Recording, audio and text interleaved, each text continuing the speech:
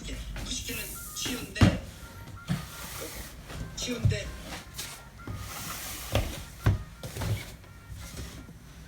무서워 아직. 나비가 나타나면 어떡하지? 우리도 이사 가야 되는데.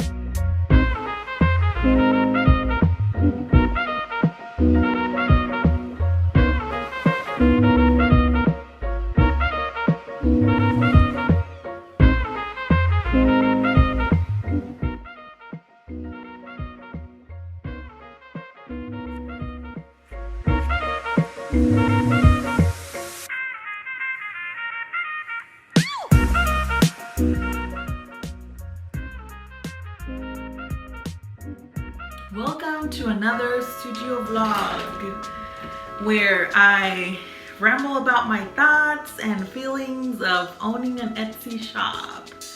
Yes, you are here for that. Thank you for clicking on my video. Just kidding. I am here to talk about the behind the scenes of what happens when I get an order. And as some of you may know, if you own an Etsy shop, you do a happy dance and you get super excited. Okay, you may know having an Etsy shop is having total control of your business to a certain degree, because Etsy does have some say, of course, in what happens in your business, but is really being responsible for your business. I would like to share when I process an order, because I think that's what you are here for. I've been very motivated lately by the challenge that we illustrators and artists have to have a drawing every day for the month of October. I am not on track, I have to say that, because we were on Florida last week. It was great. Thank you to my family. They sponsored this trip. Really, they did. My brothers took care of us as far as meals for the most part. We weren't expecting this trip. They really wanted Zoe to go, and they really wanted us to be with them. Everybody had already planned this ahead of time, so it was great to be on the beach, to breathe different air, to get our heads off of the stress that we had had lately, because COVID has really affected our family finances. Also, it was great to have all the family together, to have Zoe play with the kids. I do encourage that if any of you are having the possibility to have maybe a weekend trip out and you've been under stress because you own your own business, and you have the possibility to do it, I would encourage you to do it. Drive, I don't know, to the nearest city if possible, and if your circumstances allow it. Of course, we are in the middle of a worldwide pandemic, but I think that if you are able to do it with accurate, proper care, I encourage it, because I just feel so renewed. Zoe is with mom today for a little bit, and I had a little bit of time to record this video. Coffee break, anyone? If you have your tea or coffee, let me know in the comments below. What do you drink while you are working? I find that a lot of us watch Etsy vlogs while we are actually working from home. Maybe, I don't know, cleaning the house or making the products for our shops, because that's what I like to do, and I think a lot of us do that as well, and then maybe get a little bit of inspiration from the next artist or crafter while we are watching the videos. So I do have to say that I'm very thankful for that trip. So in this video, I would really like to show everybody how I package an order. Not only how I package it, but how you can also get maybe some ideas and tips if you are just now starting an online business, or if you're starting a craft business. Specifically on Etsy, I will say I have noticed that a lot of people are I've noticed that people are opening Etsy shops recently, a couple of close friends of mine, and I'm really excited for that. And I remember when I first started, I didn't know that this was something that was happening in the Etsy community, but every order is packaged in a way that is made into a gift for the buyer. The seller is really wanting to convey the thought that buying from an individual, from a crafter, is really the utmost. It is a way to thank them for supporting the artist, and by that we try to send in as much love as we can on every package. So follow me on this video. I will be showing the 4 different steps of how I package my orders, and starting with step 1.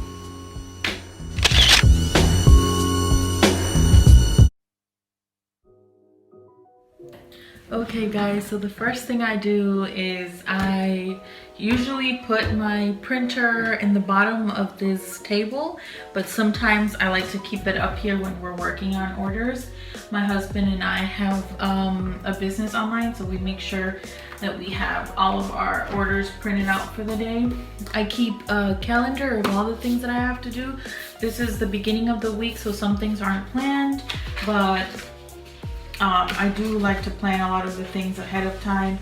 I'm trying to look for something that shows you that it's planning time, but I just got it last week, so I have a few things planned out. This was a great buy. If you are able to have a monthly planner up somewhere, I think it's so helpful to be able to see how your week is going to work if you are a sole business owner, because a lot of times you are self-employed and nobody is directing you as far as what do you have to work on by tomorrow. And yes, many times we are good in planning things on our mind. Okay, I know today is Wednesday, tomorrow will be Thursday. Like for instance, I have meeting day tomorrow, and then Friday and Saturday we usually try to go visit my parents, visit mom, help her clean around the house because she had surgery. So we know more or less what our week is gonna look like, but when we write things down, like the Spanish saying goes, if you don't have a good memory, make it out of paper.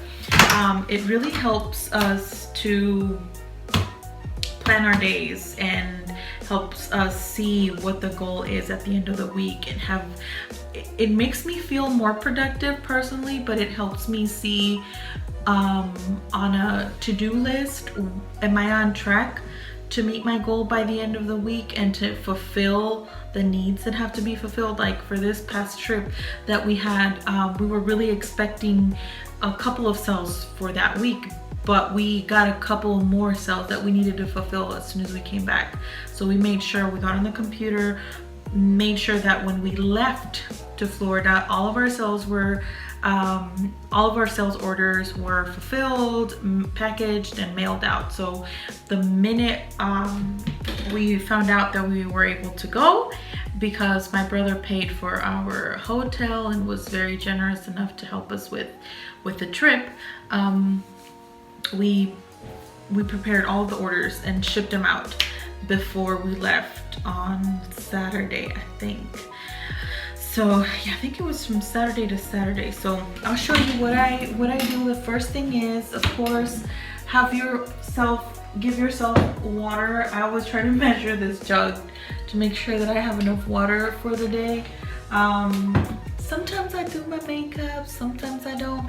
But to be honest, when you do your makeup and you're working from home, if you're a girl, I mean, I'm telling you, it just makes me personally feel like I'm ready for the day. If I am working from home and I am just very busy, but I'm only wearing PJs or what I woke up with, and I just wash my face, brush my teeth, and you know, kind of freshened up a little bit from the night, it doesn't allow me to be as productive, I will say, or even if it's just psychologically helping me, but it helps. It helps me. I always have my coffee ready, and I always like to check out on Etsy what is selling, you know, what are the trends out there. I would also recommend that for you if you have just initiated your shop.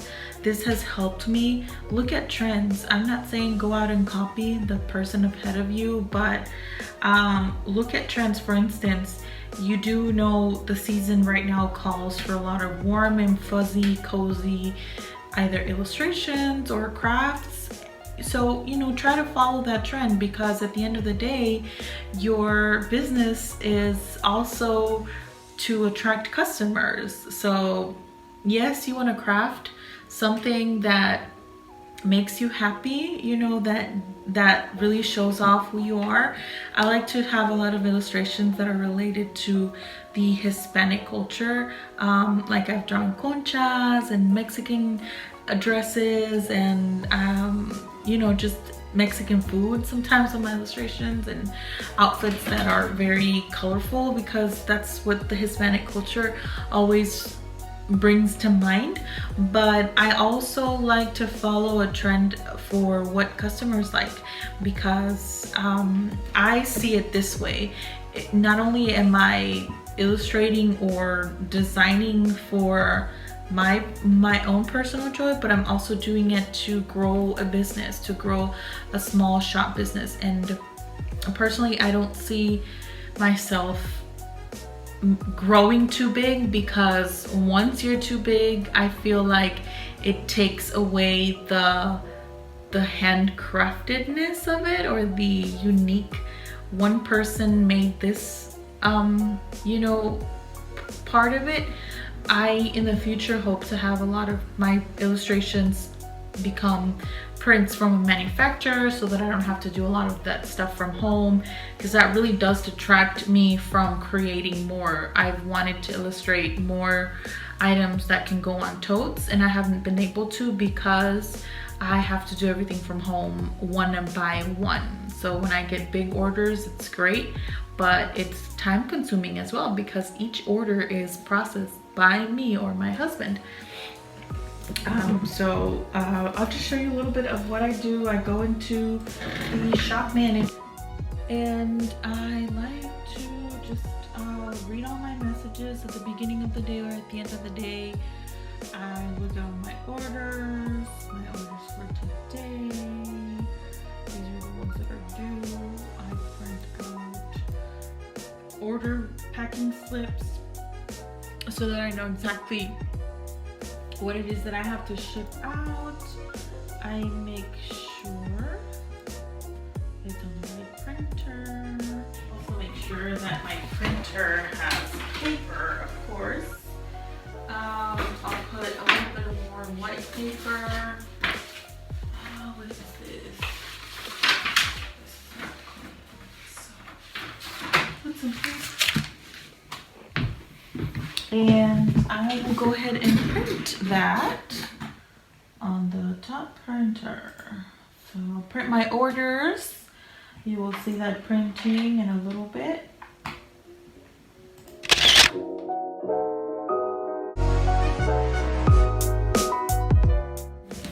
And I am covering all the sensitive information like addresses and things like that, so you won't get to see that. Let's see, let's get the print out.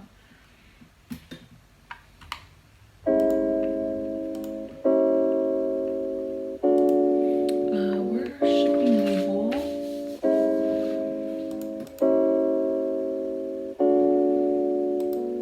Print shipping labels, and I choose this label printer because I have two printers, and I also have my handy dandy printer for the labels, which was a great investment. It was a little bit expensive to begin with, but really it was the best investment.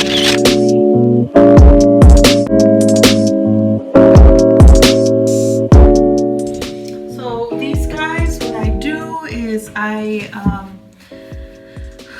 go ahead and grab all of my prints. These are my cards. I'm printing more of these actually, so I have a few there. But I have to go in there with the scoring board.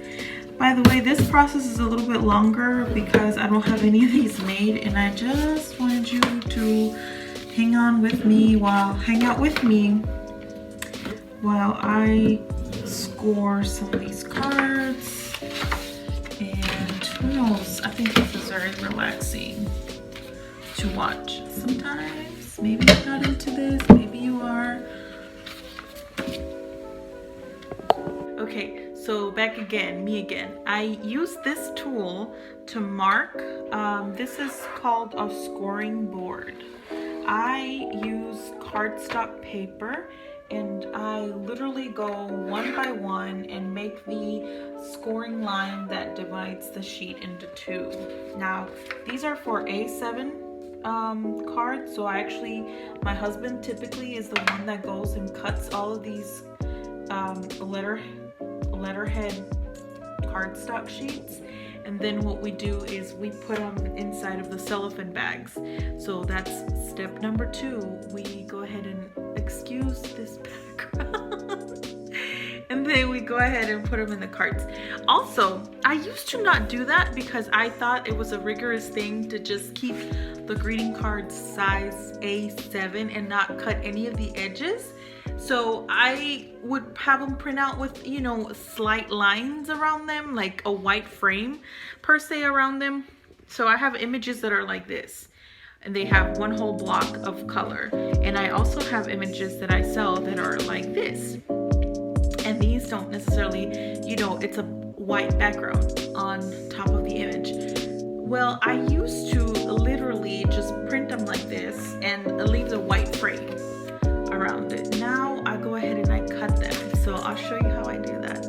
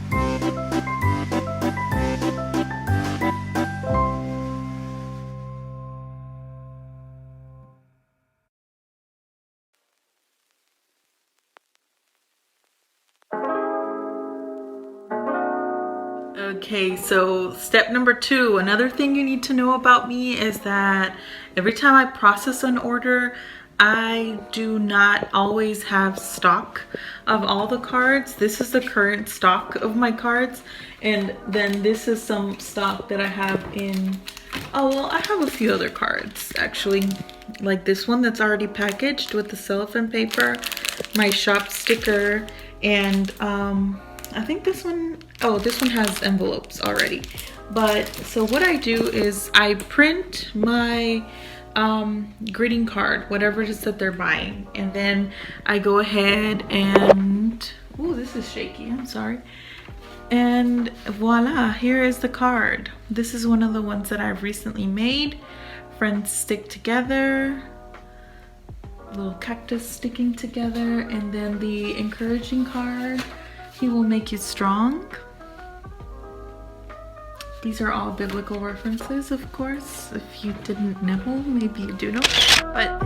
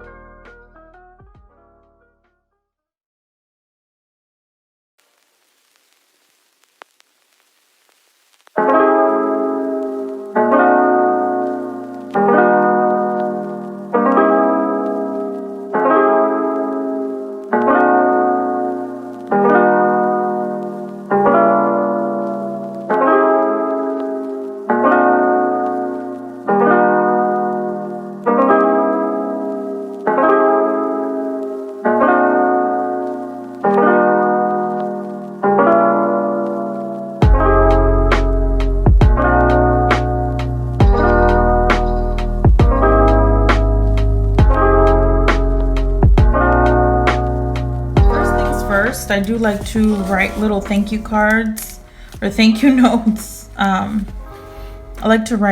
do like to write thank you notes to my customers. I think it's very important to add that personalization to every order if possible. Sometimes I have too many that I'm not able to, I'll be honest. But if I can, I like to add a little thank you card, especially to ones that I know have purchased from me before. So here you have your thank you card. This one has one of these, 1 and 1, I believe. Yeah, 1 and 1. So I'm gonna go ahead and put those in here for them. I also had to print out more stickers that were label stickers. So I'll go ahead and do that on every one of my packages. I like to make sure that I have my little logo here. I've recently purchased some twine to use on every order. I will use some twine on this one as well. Let me see. see if I can just find it. Oh my god. Okay. Where are you, Twine? Okay, here it is. Twine is so pretty and it always adds that gift packaging feel to every order, I think. So I'm gonna go ahead and center this. I've added a discount code to all of the orders. That way on their next purchase, maybe they're interested on using it. And then I also like to add a little extra something like a bookmark.